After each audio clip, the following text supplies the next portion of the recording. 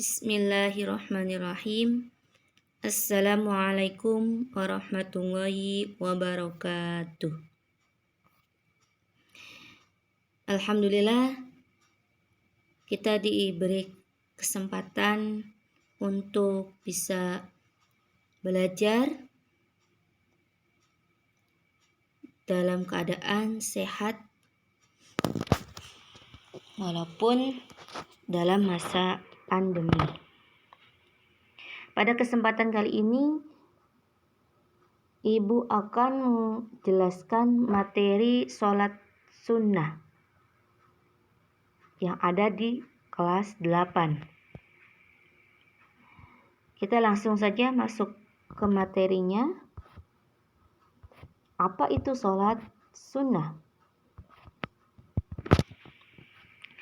Sholat sunnah ialah sholat yang dianjurkan untuk mengerjakannya, namun jika tidak melaksanakan tidak berdosa. Ini adalah kebalikan dari sholat fardu, yang apabila kita tidak mengerjakannya maka akan mendapatkan dosa. Sholat sunnah telah dicontohkan oleh baginda kita Nabi Muhammad SAW, memberikan teladan. Beliau mengerjakan sholat sunnah seperti sholat sunnah rawatib, sholat duha, witir, dan sebagainya. Kita lanjut ke materi selanjutnya, macam-macam sholat sunnah. Sholat sunnah yang pertama adalah sholat sunnah yang bisa dilaksanakan berjamaah. Artinya sholat sunnah ini hanya bisa dikerjakan dengan berjamaah. Selanjutnya yaitu sholat sunnah munfarid, yaitu sholat sunnah yang hanya bisa dikerjakan dengan sendiri atau munfarid. Dan ada juga sholat sunnah yang bisa dikerjakan baik secara berjamaah ataupun munfarid. Kita lihat selanjutnya adalah macam-macam sholat sunnah berjamaah. Ada 5 macam. Yang pertama yaitu adalah sholat sunnah Idul Fitri. Sholat sunnah Idul Fitri ialah sholat sunnah yang dilaksanakan pada tanggal 1 Syawal, ketika umat Islam selesai melaksanakan ibadah puasa Ramadan sebulan penuh. Hukum sholat sunnah Idul Fitri ialah sunnah muakkad, yaitu yang sangat dianjurkan. Adapun tata cara melaksanakan sholat Idul Fitri, yang pertama berniat. Niatnya usolli sunnatal Idul Fitri rak'ataini lillahi ta'ala. Saya berniat sholat sunnah 2 rakaat karena Allah. Pada rakaat pertama sesudah membaca doa iftitah dilanjut dengan membaca Al-Fatihah dan surat pendek. Yang dianjurkan adalah surat Al-Qaf atau surat Al-A'la. Sholat sunnah Idul Fitri ini terdiri dari 2 rakaat. Pada rakaat pertama kita membaca takbir sebanyak 7 kali dan rakaat kedua sebanyak 5 kali. Adapun di sela-sela takbir kita disunahkan membaca tasbih, yaitu subhanallah walhamdulillah wala ilaha illallah wallahu akbar. Selesai itu pada rakaat kedua disunahkan untuk membaca suratnya Al-Qamar atau Al-Ghasyiyah. Selanjutnya seperti sholat sunnah lainnya, sholat ditutup dengan salam. Setelah itu khatib mengumandangkan khutbah 2 kali. Khutbah pertama dibuka dengan takbir 9 kali dan khutbah yang kedua dibuka dengan takbir 7 kali. Setelah sholat Idul Fitri, para jamaah dianjurkan untuk bersalam-salaman dan memaafkan lahir dan batin. Selanjutnya yaitu sholat sunnah Idul Adha. Tidak berbeda jauh dengan sholat Idul Fitri, hanya niat dan waktu pelaksanaannya. Adapun waktu pelaksanaannya yaitu pada tanggal 10 Zulhijjah dilaksanakan sholat sunnah Idul Adha bersamaan dengan hari perayaan penyembelihan hewan kurban. Adapun niatnya yaitu usolli sunnatal idil adha ra'ataini lillahi ta'ala.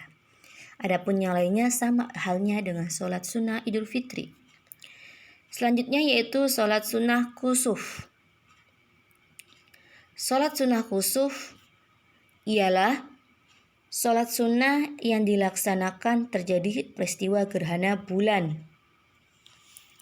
Hukum melaksanakan sholat ini adalah sunnah muakkad. Adapun tata cara pelaksanaannya hampir sama dengan pelaksanaan sholat gerhana matahari.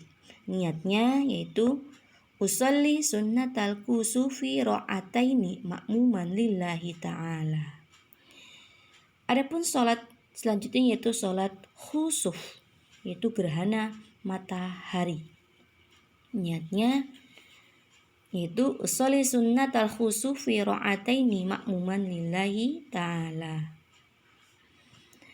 Yang terakhir yaitu sholat sunnah istisqa, yaitu sholat sunnah yang dilaksanakan untuk memohon diturunkan hujan pada saat terjadi kemarau panjang.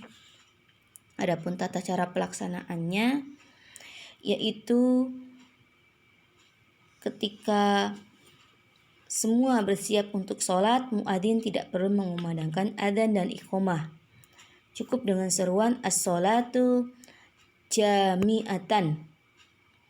Sholat sunnah dilaksanakan seperti sholat sunnah lainnya. Setelah membaca surat Fatihah dilanjutkan dengan surat-surat panjang. Lalu setelah salam dilanjutkan dengan khutbah. Yang pertama dimulai dengan membaca istighfar 9 kali dan yang kedua dimulai dengan membaca istighfar 7 kali. Adapun sebelum dilaksanakannya sholat istisqa diharapkan untuk berpuasa selama 4 hari berturut-turut. Selanjutnya bertaubat kepada Allah dari segala kesalahan dan dosa. Ya, itu adalah macam-macam sholat sunnah berjamaah. Adapun macam-macam sholat sunnah munfarid, yang pertama adalah sholat sunnah rawatib. Sholat sunnah rawatib ialah sholat sunnah yang mengiringi sholat fardu. Adapun macamnya yaitu qobliyah dan ba'diyah. Qobliyah duhur, ba'diyah duhur, ba'diyah maghrib, qobliyah ba'diyah isya dan qobliyah subuh. Kita contohkan salah satu niat sholat qobliyah duhur. Usolli sunnata qobliyata duhri ra'ataini lillahi ta'ala.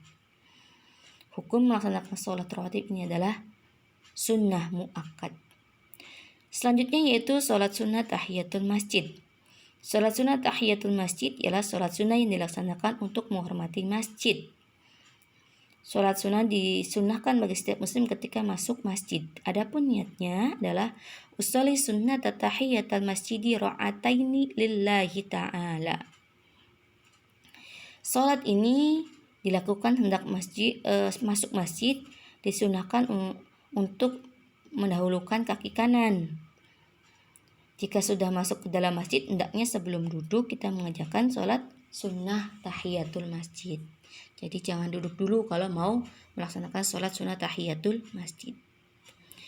Selanjutnya yaitu sholat sunnah istikharah. Ialah sholat sunnah yang digunakan untuk memohon petunjuk Allah dalam menentukan pilihan terbaik di antara dua pilihan atau lebih. Adapun niatnya ialah sholli sunnatal istikharati ra'ataini lillahi ta'ala. Nah, sholat istikharah ini dianjurkan dilaksanakan pada saat malam hari. Pada rakaat pertama, setelah membaca surat Al-Fatihah dilanjutkan dengan surat Al-Kafirun. Boleh 1 kali, 3 atau 7 bahkan 10 kali. Pada rakaat kedua dianjurkan membaca surat Al-Fatihah dilanjutkan dengan surat Al-Ikhlas. Setelah itu dilanjutkan doa memohon petunjuk. Nah, itu adalah macam-macam sholat sunnah munfarid atau yang bisa dikerjakan secara sendirian.